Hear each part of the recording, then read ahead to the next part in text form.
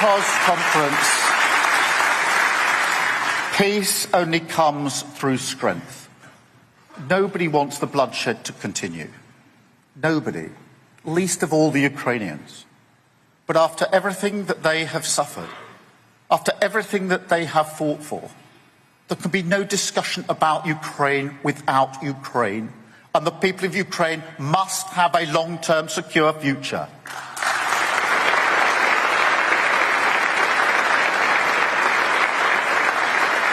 At Conference, I've seen firsthand the devastation Putin has caused.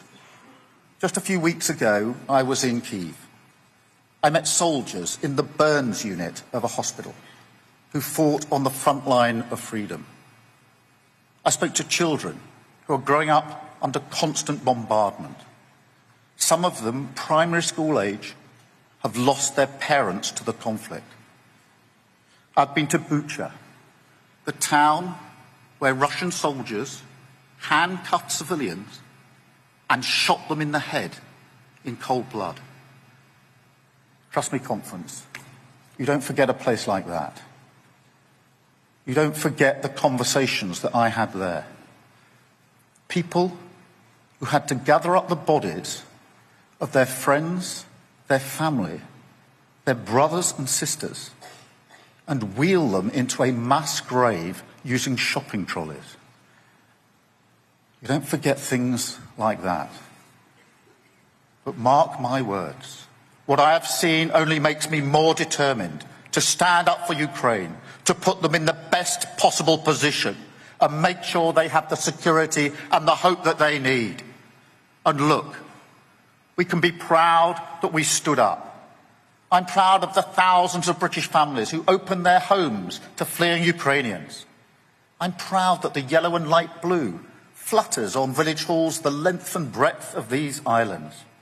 And I'm proud that we've shown once again that we are a nation that will not be cowed by threats or tyranny.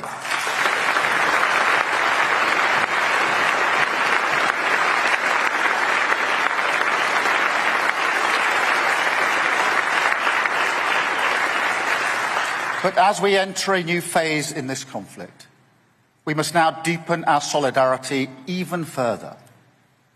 It's not just moral urgency that demands this. It's also in our national interest. Russia already menaces our waters, our online spaces, even at times our streets.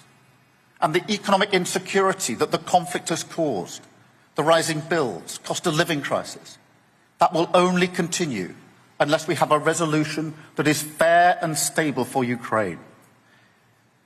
This is one of the great lessons of our history. Instability in Europe always washes up on our shores. And this is a generational moment. I've been saying for some time that we Europeans, including the United Kingdom, have to do more for our defence and security. The US is right about that. In this new era, we can't cling on to the comforts of the past. It's time to take responsibility for our security, our continent. And I'm clear that Britain will take a leading responsibility. We have to be ready to play our role if a force is required in Ukraine once a peace agreement is reached. And we have to be ready to reshape our economy with industrial policy, to stand up for Ukraine, to stand up for Europe, but most of all, to stand up for our security, because Ukraine is vital to us.